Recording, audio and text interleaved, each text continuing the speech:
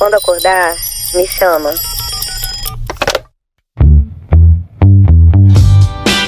Esse podcast é uma iniciativa de duas advogadas, eu, Isabel, e a Ana, para falar do direito das famílias e outros temas relacionados a esse universo, ou seja, quase tudo. Porque quando falamos de famílias, não existe nada simples que não se possa complicar. Nesse episódio, vamos falar de abandono afetivo, sua recente caracterização como ilícito civil e as consequências na vida das crianças e adolescentes. No ano de 2025, foi sancionada a Lei 15.240, que alterou o Estatuto da Criança e do Adolescente para caracterizar o abandono afetivo como um ilícito civil. Dessa forma, o afeto e o cuidado são reconhecidos como obrigações parentais passíveis de indenização. O artigo 4º do Estatuto da Criança e do Adolescente, no seu parágrafo 2º, incluiu prestar aos filhos assistência afetiva por meio de convívio ou de visitação periódica que permita o acompanhamento da formação psicológica, moral e social da pessoa em desenvolvimento. O parágrafo 3º do mesmo artigo trouxe um conceito do que seria assistência afetiva. Nos seus incisos, ele diz: orientação quanto às principais escolhas e oportunidades profissionais, educacionais e culturais. Solidariedade e apoio nos momentos de intenso sofrimento ou dificuldade. Presença física espontaneamente solicitada pela criança ou adolescente quando possível de ser atendida. Já o parágrafo único do artigo 5º determina que seria conduta ilícita, sujeita à reparação de danos, sem prejuízos de outras sanções cabíveis, a ação ou omissão que ofenda direito fundamental de criança ou de adolescente, previsto nessa lei, incluindo os casos de abandono afetivo. O artigo 22 do Estatuto determinou que recai aos pais, além do dever de sustento, guarda, convivência, assistência material, também a assistência afetiva. Oi, Ana, bem-vinda para mais um Coloque. Oi, Bel, sempre legal ter essas conversas. Eu gostaria de começar abrindo com a minha fala uma frase do Winnicott, que diz que sou reconhecido, logo existo. E eu acho que isso tem tudo a ver com abandono afetivo, né? O ser humano se constitui a partir do reconhecimento, né, de quem cuida dele. Tradicionalmente, né, as mulheres são ensinadas muito nessa tarefa de cuidado. Por isso, a questão do abandono afetivo é muito relacionada, geralmente, à parentalidade masculina. Agora, né, com essa nova determinação, gente, eu acho muito louco isso, né? A gente ter que criar um dever jurídico de afeto. Na verdade, eu não entendo como... Até porque a jurisprudência que fala sobre esse assunto, que a gente vai falar um pouco mais na frente, ela fala que você não tem como obrigar uma pessoa a amar. Mas o dever de cuidado é inerente a uma obrigação. Você tem um filho, você gerou esse filho, ou você participou como homem na situação biológica dessa constituição desse filho. Então você tem obrigações que são mesmo de cuidar, de zelar por esse filho. E é por isso que é um ilícito civil. Porque o artigo 186 do Código Civil estabelece como ilícito condutas omissivas e de negligência. Então, quando você fala que o abandono afetivo ele é um ato ilícito, é porque é ilícito você negligenciar um filho. Se omitir uma responsabilidade, né? Que nesse caso seria presumida, né? Que falou do juridiquês. Exatamente, né? Eu trouxe também uma frase da Bell Hooks que eu queria ler para vocês, gente, porque esse livro Tudo sobre Amor é um tratado sobre a vida. E fala um pouco dessa coisa, né, de a gente também não confundir um pouco esse dever de cuidar do afeto com amor, né, mas enfim. Ela diz assim: sou grata por ter sido criada em uma família que era cuidadosa e acredito fortemente que se meus pais tivessem sido bem amados pelos pais deles, eles teriam dado amor aos filhos. Eles deram aquilo que receberam, cuidado. Ressalto que o cuidado é uma dimensão do amor, mas somente cuidar não significa que estamos amando. Então é isso, a gente não pode confundir também essa responsabilidade com amor, mas ao mesmo tempo, a gente, de certa forma, isso teve que ser caracterizado como afeto para poder ser reconhecido e cobrado.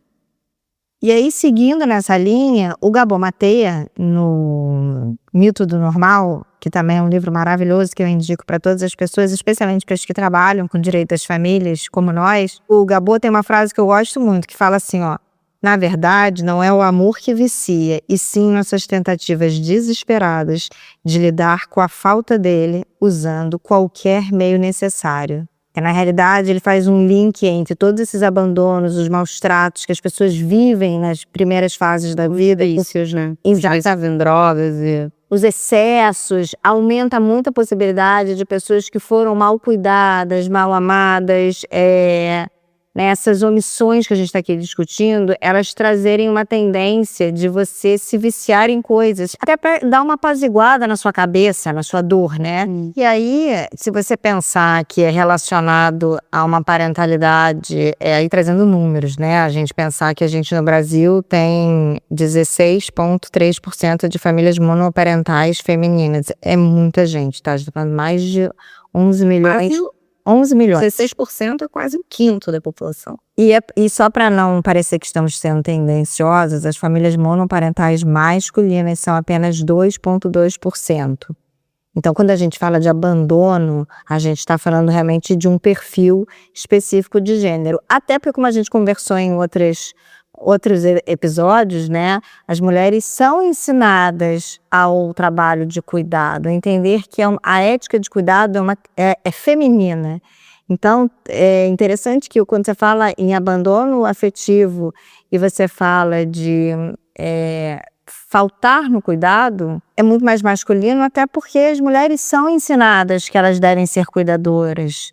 Sim, né? Esse papel da mulher no trabalho doméstico e do cuidado, a gente já falou muito, vamos continuar falando, mas é sempre com esse olhar que a gente está vendo, passando por essas questões, só para a gente orientar um pouco as nossas ouvintes e os nossos ouvintes. O conceito de abandono afetivo se consolida na jurisprudência quando ele chega no Superior Tribunal de Justiça, uma decisão, uma relatoria da ministra Nancy Andrighi. E aí ela até fala, né, que existe um dever de indenizar aquela conduta.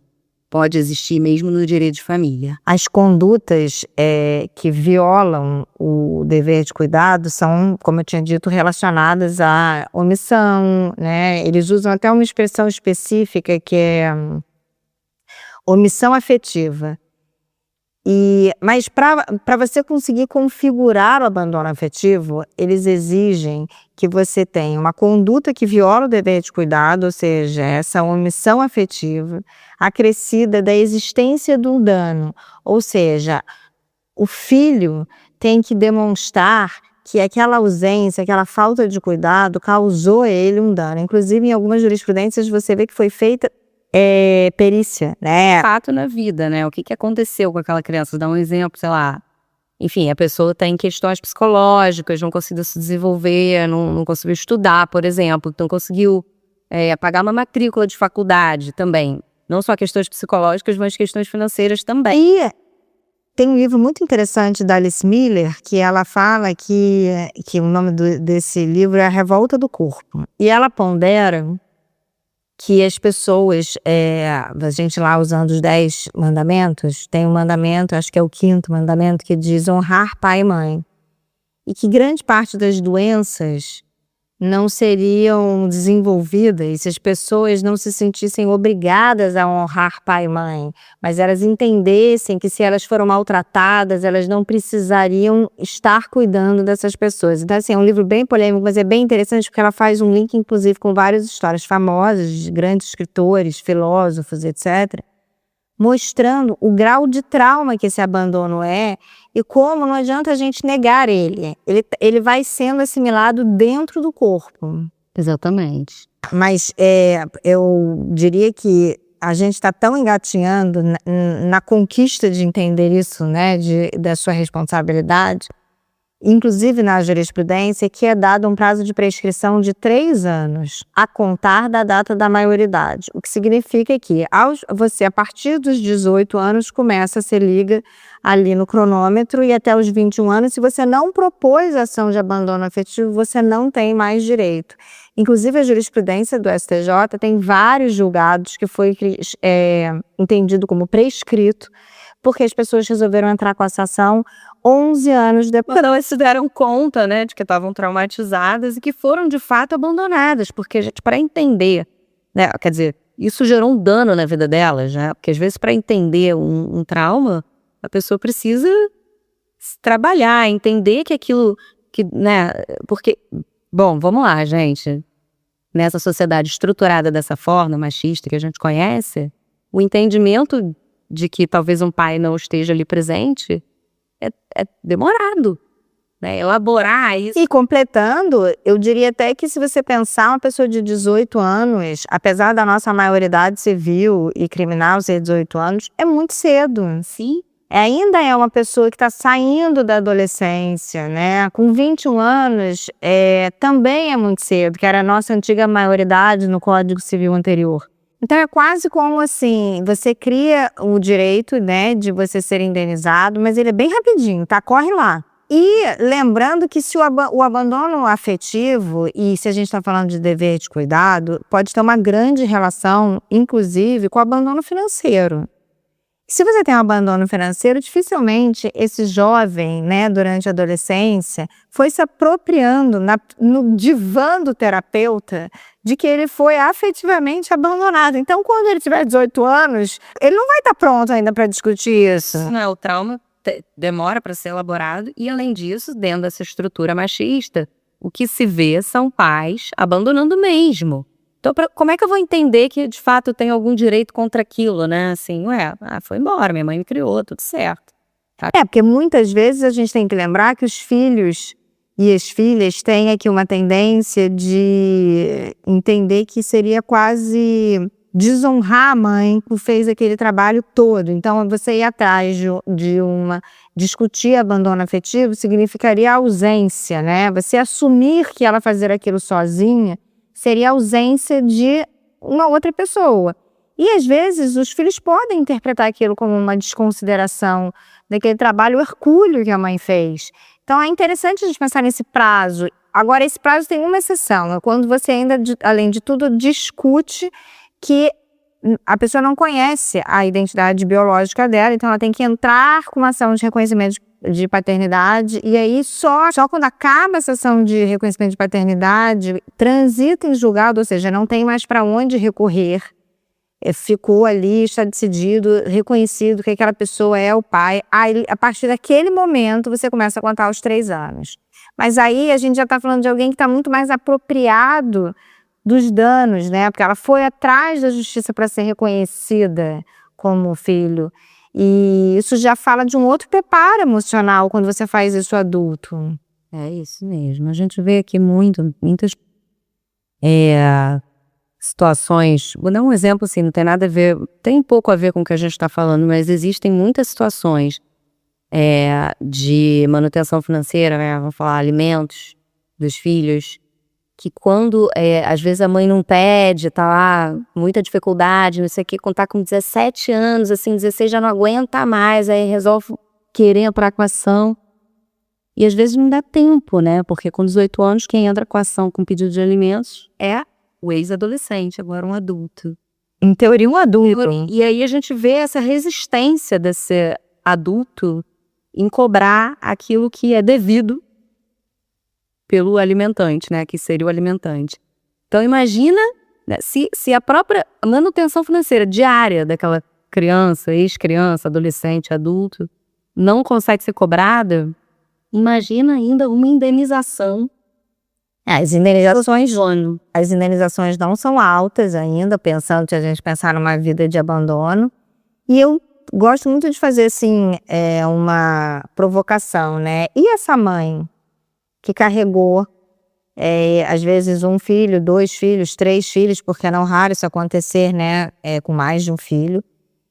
E ela vive, né, num abandono financeiro, num sobrepeso, e aí é isso, né, você vai discutir. Criou nenhum dever jurídico para ela, né? Exatamente. E o que a gente faz? Qual é o remédio para isso, né? Porque a gente sempre pensa na criança, mas nunca pensa na mulher. Não, a gente até pensa bastante na mulher. Verdade. Mas eu acho que é um lugar de muito desconforto, porque primeiro as indenizações não são realmente, a primeira indenização que foi, ela era 30 mil reais, o que são 30 mil reais para uma vida de Trauma, né? Eu acho que poucas coisas são tão traumatizantes quanto o abandono, eu diria que muito poucas, deve estar nos top 3. E a outra coisa é que, assim, você indeniza a criança, mas ela viveu aquilo sob o guarda-chuva de uma outra pessoa que também foi traumatizada de uma forma vicária, né? Quer dizer, ela sofre junto, vivendo não apenas o sofrimento do filho, mas ela sofre as consequências de carregar essa parentalidade sozinha. Então, assim, e essa pessoa, ela não tem direito a nada, assim, é para uma construção jurídica mesmo que ainda precisa ser discutida. Para isso tem protocolo para julgamento com perspectiva de gênero, para tentar trazer algum olhar para a vulnerabilidade dessa mulher dentro do judiciário, né? Assim, a gente não tem um remédio legal, a gente não pensa, né? Qual é o direito que seria garantido a essa mulher que fez essa vida, mas, enfim, o protocolo vai trazendo um pouco de mudança aí para a gente até ter essa reflexão que a gente está tendo agora. Mas indo em outra direção, falando um pouco sobre os efeitos, né, do abandono, que aliás o que nos motivou a fazer esse podcast foi aquele filme maravilhoso que a gente viu juntas, que agora estava concorrendo ao Oscar. Acho que quando sair o podcast a gente já vai ter passado o Oscar, né? Já, com certeza. Que é o Valor Sentimental. Exatamente. E a gente vai dar spoiler, gente. Desculpa quem não viu, mas a gente vai dar spoiler. Também já vai ter passado o Oscar, tudo então. bem. E que são atuações maravilhosas e que tratam justamente desse abandono do pai, as filhas. Ele acompanha muito de longe, mas elas se sentem extremamente abandonadas. E elas, efetivamente, só tem uma outra, né? O que o filme demonstra aquele amor de irmã, a mais velha cuidando da mais nova e a mais nova reconhecendo, você sempre esteve lá. E assim, mas tem um momento, uma cena que é a cena que ela fala de fato pro pai, né? Ele fala alguma coisa, sempre te amei, sempre te acompanhei, mas você nunca estava lá, você nunca esteve lá. Onde você estava nesse tempo todo? Ela fala várias vezes assim dessa ausência, né? Que ela não se sentia vista e ele efetivamente não se fazia ser visto, né? Porque você vai entendendo com o filme que de alguma forma ele acompanhou aquela vida. Ele, né? O filme que ele via de longe, mas ele não estava, ele sabia o que estava acontecendo, mas ele nunca estava lá, né? E como você pensa na presença física, né? Essa coisa faz realmente uma grande diferença na vida das pessoas, né? Ter alguém ali fisicamente, uma segurança. E aí você vê que ela tem, né, a heroína tem um funcionamento bastante abalado por esse abandono, mas o filme também tem uma humanidade maravilhosa porque ele também traz o abandono que esse pai também viveu e como ele, ferido, tem dificuldade de sair desse modelo. Exatamente, é um abandono transgeracional, né, ele de fato, ele foi uma criança que não teve mãe e aí ele também não conseguiu transmitir aquilo na família. Mas sabe o que eu pensei, Ana, que é importante a gente lembrar que não tem muito a ver com o tema, mas tem, pra gente lembrar de não penalizar as mães nesse lugar, né? Porque às vezes, aliás, muitas vezes, esses pais utilizam do fato da mãe, de dizer que a mãe não quer essa presença ali, e acusam as mães de alienadoras, e a partir daí também se autoalienam e não comparecem. Vamos só lembrar dessa conexão que pode ter também, né? Essa desculpa, mas eu não ia porque sua mãe não gostava, mas eu não estava lá porque a gente não se dava bem. Mas eu não conseguia chegar porque tinha uma barreira ali, eu não conseguia conversar com a sua mãe. Só pra gente lembrar disso, né? Que, enfim, é um dever de cuidado. Então você vai ter que exercer isso de alguma forma. E acrescentando, A gente conhece vários pais que são maravilhosos no exercício da parentalidade. Então, isso para mim é a demonstração de que o gênero masculino tem plena Capacidade, de exercer esse lugar. Agora, a gente, aí trazendo para a realidade do Brasil, e apenas com a Constituição Federal de 1988, a gente começou a ter famílias que não importa a origem, né? E a parentalidade é igual, independente da família, o direito dos filhos. Só que isso está muito arraigado na cultura brasileira, né? A gente passou até 88... Filhos legítimos, disso que a gente está falando, gente. Existiam filhos legítimos e filhos ilegítimos. Todos os filhos, dentro de qualquer relação, seja fora do casamento, são filhos legítimos, são filhos. Mas estava tão arraigado o conceito de que apenas a família vinda do casamento, porque o Código Civil anterior previa isso, né? A família se constitui com o casamento. O que significa, então, que quem vive numa união estável não é uma família. Se não é uma família, os filhos também não eram reconhecidos. Então, a gente tem um histórico da própria lei ajudando essas crianças a não serem reconhecidas. Quando você estuda a história do direito das famílias, você percebe que o primeiro ponto que é um mito achar que todas as pessoas eram casadas, né? A maior parte da população não casava porque ia ao cartório. Até hoje, né? Por isso que se criou a união estável, enfim. Exatamente. Tentar formalizar, de alguma forma, a informalidade da vida, né? E o mais engraçado é que, historicamente, a primeira área do direito que reconhece a companheira não é o direito das famílias, é o direito do trabalho, que reconhece que o filho da companheira e a companheira, quando o trabalhador morre, tem que ter direito à pensão. Mas isso é para, assim, trazer esse contexto, para entender o quanto a gente tem um histórico de não reconhecimento, né? A paternidade, ela é quase uma opção. E a gente muitas vezes naturaliza isso, né? Se a pessoa pode ou não pode, se ela quer ou não quer ser pai. E isso atrapalha, inclusive, o exercício da cidadania. Existe um estudo na França que mostra que um país que tem altíssimo nível de registro de paternidade, né, que os pais reconhecem os filhos, são países onde os direitos dos cidadãos exercem melhor esses direitos. É o reconhecimento. Mas a gente também tem que pensar que teve uma evolução nesse conceito da família, né? Porque antes os laços de união eram constituídos por religião. Sim. A família era uma instituição praticamente patrimonial, né? E hoje a família, da forma que está escrita na Constituição, ela olha para esses critérios de subjetividade também, né? Esse critério é um critério moderno, né? Ser feliz dentro dessa instituição, poder ser uma pessoa, não tá ali dentro por apenas relações patrimoniais ou enfim, critérios religiosos. E é isso, eu acho que com a ampliação dos direitos fundamentais, reconhecimento da dignidade da pessoa humana, tem maior liberdade, né, para você contratar, decidir o que é que você quer ser na sua vida pessoal, né, e que aí a gente tem relações afetivas de fato, e não apenas relações de direito, praticamente contratuais. Porque a gente também não pode cair, né, na ideia de que se as pessoas se amassem de verdade, elas teriam casado no papel. Não. A verdade é que somos muitos Brasis, né? E a realidade com muitas distâncias de classe social. Então, não é óbvio que todo mundo, só porque ama, quer casar. Mas em algumas classes sociais, tradicionalmente, as classes mais ricas, era menos comum que as pessoas não se casassem. Exatamente. Eu acho que a gente conseguiu passar por todos os pontos, né, do abandono afetivo, assim. Eu acho que é um avanço, eu acho estranho, de certa forma, a gente ter que transformar isso em um dever jurídico, né, em um dever legal, assim, que já deveria estar, como eu falei, 1000 vezes presumido, ser uma responsabilidade objetiva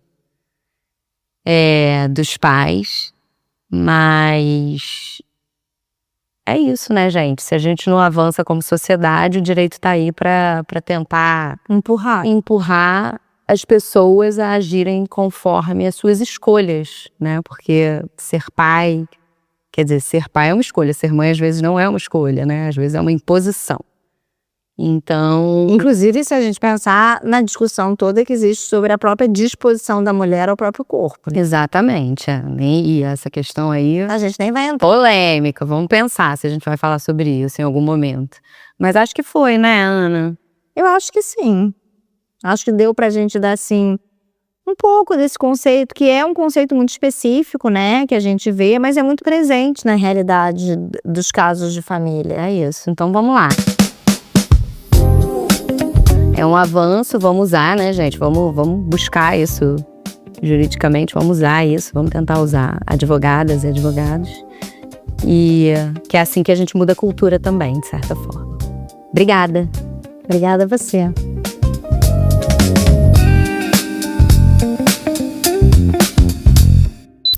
Quando acordar, me chama.